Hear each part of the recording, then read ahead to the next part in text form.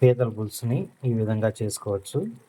మొదటిగా అల్లం పేస్ట్ అంతా వేసుకొని, పచ్చిమిర్చి అంతా వేసుకున్న తర్వాత ఉల్లిపాయలు అన్నీ కూడా మిక్సీలో వేసేసుకొని ముందు ఆయిల్ వేయించుకున్న తర్వాత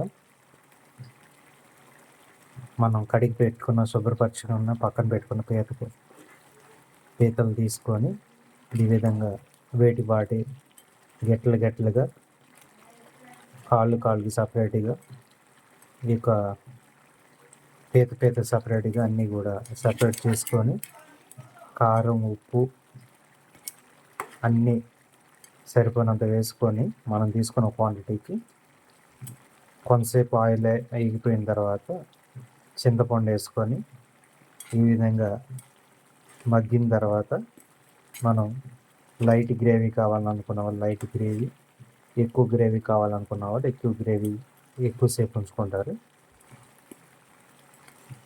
మనకి తక్కువ గ్రేవీ కావాలనుకోండి ఇప్పుడు ఆఫ్ చేసేసుకోవచ్చు.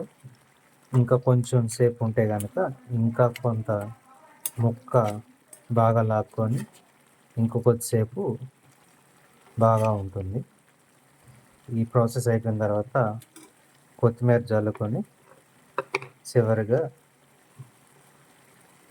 మసాలా పొడి జల్లేసుకొని మనం ఇంకా స్టవ్ ఆఫ్ చేసుకోవచ్చు. ఈ విధంగా చేసుకోవటం వల్ల బాగా రుచికరంగా ఉంటుంది. మీరు కూడా ట్రై చేయండి ఫ్రెండ్స్. Thank you all.